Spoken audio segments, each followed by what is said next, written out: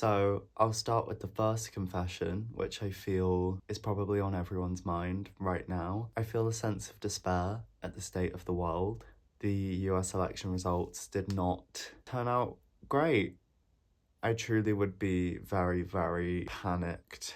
I mean, I do feel that way, but I would be even more so if I was living in the States. So I can't imagine how it feels to be in that situation. I feel like there's a really scary few years ahead. I had a little cry yesterday watching Kamala's speech. There's so much to say, but at the same time, it's just, I feel defeated. I didn't even vote because I'm obviously not a US citizen, but I still feel very defeated. And it's just, dealing with that on top of everything else that's already ongoing, just completely doomed. It's not looking good, is it? Coming off the back of that, I get annoyed by social media very easily. I do try to stay off it, but periodically I will check in just to see if anyone's tried to contact me. I just get a little bit impatient.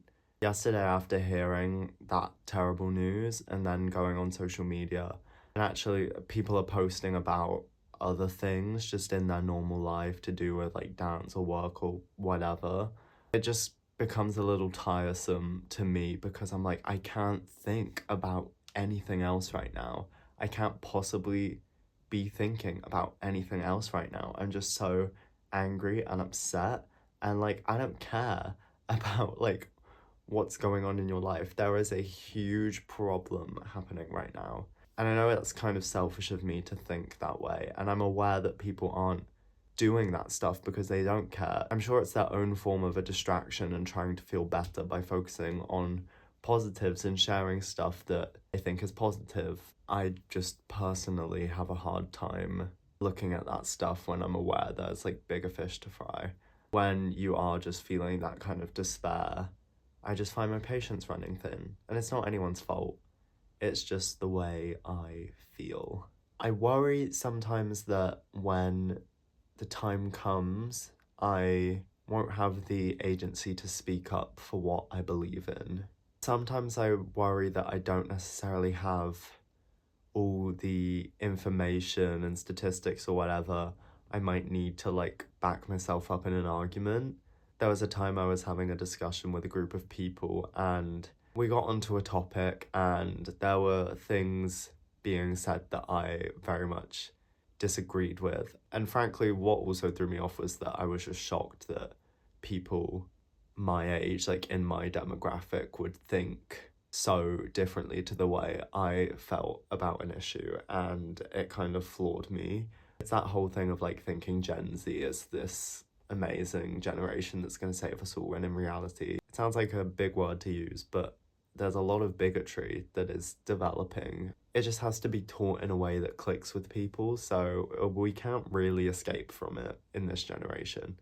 But anyways, so we're discussing something and I'm just in very much disagreement with what is being said, but I didn't feel like I could argue because I thought I was going to be shut down, or just I didn't feel like I had the knowledge that I needed to kind of argue in a way that was actually eloquent and more fact-based, as opposed to me just being I don't like this, I just have a gut feeling that this is wrong. But afterwards, basically the point of the story is that after that I was really kicking myself over it because I was I should have stuck up for what I believed in. I should have stuck up for what I thought was right, and I didn't, and I felt really guilty about it. Because, I mean, I could have changed someone's mind, but also just to make clear where I stand. So now I feel like I am at a point where I am trying to be learning and be finding out as much information as I can, just because I don't want to be in a situation where I have the chance to defend something that I care about and I don't have the resources to back it up. I know I'm a smart person and I certainly have the resources because of growing up in the era of the internet. So there's no excuse for me not to know what I'm talking about. On to the next trivial fun thing. I sometimes worry that I'm carrying my baggage for no reason and I'm refusing to let go. So, you may or may not know, I have a very complicated relationship with my school experience in a ballet school, and I have a lot of feelings about that, which, we'll get to it in depth one day. But for a long time, I have felt this kind of, I guess, like, overall, the general feeling of it is resentment and wanting to expose what's happened. That sounds very dramatic, but that's how I feel. It's like, how can this have happened to a generation and people have gotten away with it? I carry a lot of these feelings with me, but sometimes I worry that I am just refusing to let go when really maybe it's best for me to just drop it. Listen, one thing about me, I have been known to hold a grudge before. I don't think there's anything wrong with it. If I have a legitimate reason for having a grievance with someone or something, then I think it's important for me to remember that, because I'm not gonna just let everything slip under the radar. I don't think that's cool. So sometimes I basically question whether I'm just holding on to it because I like to hold a grudge. That also makes me think maybe what happened to me wasn't even that bad. At work, we had some kids come in for one of the shows we're doing, and looked about like 11, 12 years old, very young, basically the age I started my formal vocational training. Seeing them, seeing how small and tiny and cute they were, then thinking about myself at that age and thinking about the things that I was going through at that time, it kind of brought this resurgence of anger, because I was like, oh my God, this is what I looked like when I was being treated so poorly. Grown adults saw a young child that looked like that, so young, so vulnerable, just so small, very much not a fully formed human, and they decided to act the way they did.